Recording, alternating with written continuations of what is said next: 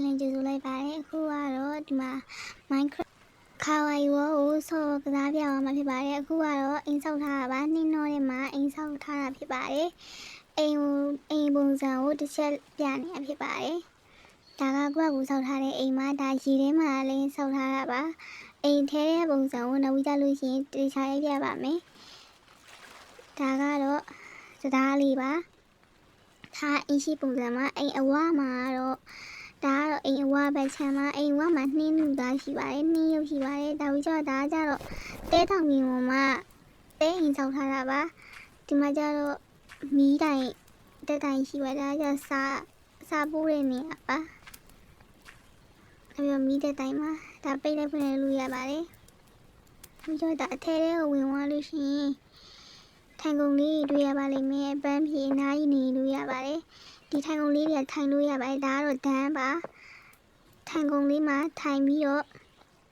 အပြင်ကိုထိုင်ကြည့်လို့ရပါတယ်နောက်ပြီးကြလို့ရှိရင်အိမ်ထဲကိုတစ်ချက်ဝင်ပြပါမယ်အိမ်ဝမှာတော့ welcome ဆိုပြီးတော့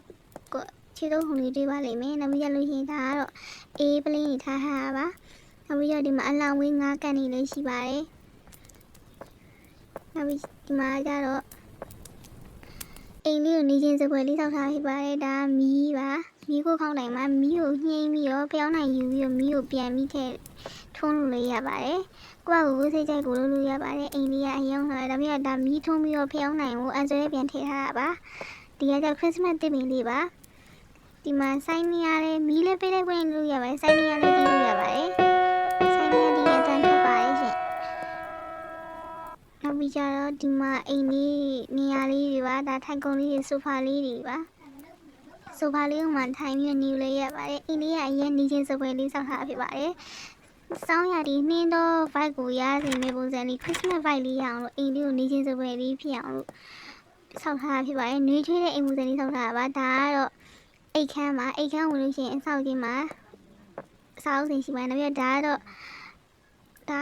ကွန်ပျူတာပါဘေးနားမှာတော့မှန်ပါကွန်ပျူတာလည်းဝင်ပြီးဂိမ်းဆော့လို့ရပါတယ်ကယ်ကူလေတာလည်းရှိပါတယ်ဂိမ်းလည်းရှိပါတယ်မြင်းတဲ့တိုင်မှာပဲဝင်ပြီးတော့ဆော့လို့ရပါတယ်ဒါကတော့ကနန်းဂိမ်းတွေပါဒါကတော့ငယ်တော့ဆော့နေကြဂိမ်းတွေပါပဲနောက်ပြီးတော့ဒီလက်တော့တွေကထွက်ပြီးတော့ကွန်ပျူတာရဲ့တိုင်ဘေးကမှန်နေရှိပါတယ်အခန်းထဲမှာမှန်နေဒါကလက်တော့ပါဒါစာလုပ်တဲ့စပွဲကုန်းမှာလက်တော့တင်ထားဖြစ်ပါတယ်လက်တော့ထဲမှာဘောပြပါတွေကမတူပါဘူးအရမ်းမိုက်ပါတယ်ပုံစံလေးတွေကလက်တော့ပြန်ပိတ်ထားလို့ရပါတယ်လက်တော့ဘေးကမီးအိမ်ရလည်းပိတ်ခွင့်လို့ရပါတယ်ဒါကတော့အိမ်ရလေးပါဂရင်းလေးပါအိမ်ရမှာဝင်ပြီးလဲလို့ရပါတယ်ဒါကကျွန်မအခန်းလေးကိုပြနေရဖြစ်ပါတယ်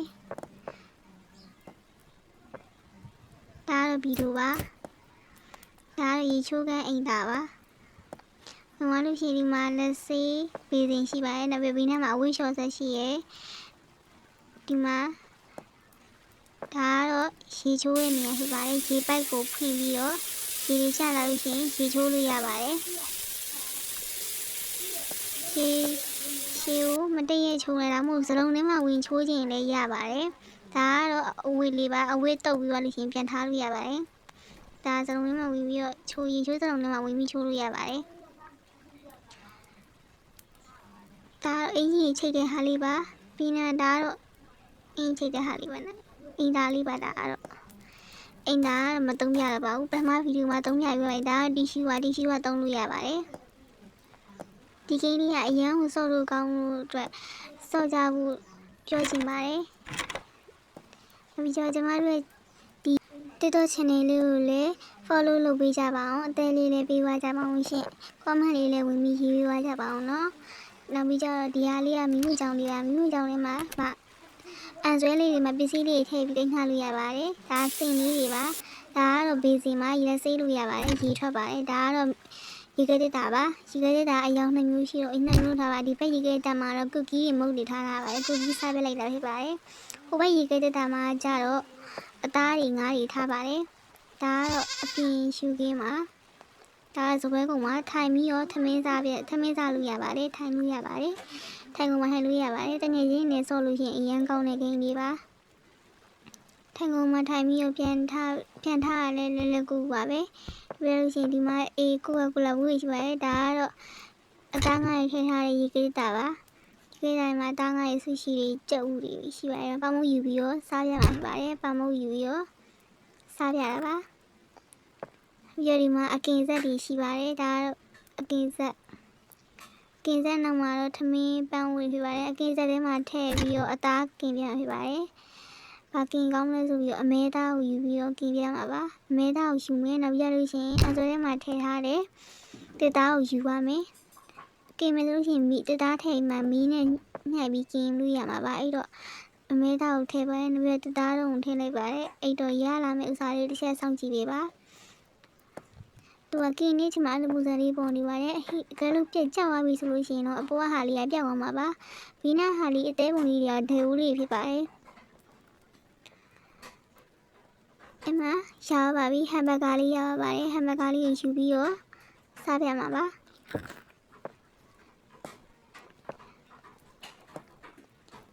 ဒီမှာကျတော့ပေါင်းမှုမီးခင်းစားပါတယ်ပေါင်းမှုမီးခင်းစားရတယ်နှိပ်လို့ရပါတယ်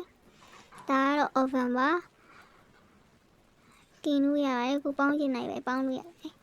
ကတော့ coffee set ပါဒါကတော့မီးဝင်ချောင်းလေးပဲဖြစ်ပါတယ်ရေအောက်ထဲမှာစောက်ထားတာပါရေအောက်ထဲမှာ file လေးအောင်လို့စောက်ထားတာပါအပြင်မှာလည်းငါးလေးရှိပါတယ်ဒါကတော့အပြင်ဘက်ပါရေဒါမနေ့ဖက်ကြလို့ရှိရင်နေဘူးထဲမှာအလှဲလို့ရအောင်လို့ဒါလေးကိုအခုစောက်နေတာဖြစ်ပါတယ်ဒီမှာတော့ပစ္စည်းလေးတွေ့ရပါပါဦးစိတ်တဲ့ပစ္စည်းလေးကိုယူပြီးသုံးလို့ရပါတယ်ဒါကတော့ခုံတဲ့ဟာလေးပါရေလေးကိုခုံပြီးကူးလို့ရတဲ့ဟာလေးပါကျွန်မခဏဆောက်ထားတာပါနေမနေ့ရောက်လာလို့ရှိရင်တော့အဲ့ဟာနဲ့ရေထဲမှာစီးမြုပ်ကူးမှာဖြစ်ပါတယ်အခုညမို့လို့မှောင်တဲ့အတွက်အထဲတွေကငါးလေးတွေသိချင်မြင်ရသေးပါဘူးရောက်ထဲမှာငါးလေးရှိပါတယ်လင်းမိုင်လေးလည်းရှိပါတယ်ဒါကမီယူမီပဲနေဖောက်ပြရပါပိုးစုံကျူးလေးရှိပါတယ်ပိုးစုံကျူးလေးချက်ပြမှာပါပိုးစုံကျူးတစ်ကောင်ပါဒီမှာမီယူမီပန်းလေးဖောက်ပြမှာပါ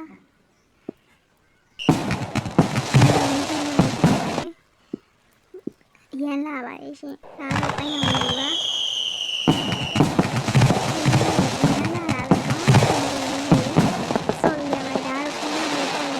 အားလုံးပဲကြည့်ရှုအားပေးကြလို့ကျေးဇူးအထူးတင်ရှိပါတယ်နောက်ဗီဒီယိုမှာပြန်လည်တွေ့ဆုံကြပါမယ်တတာ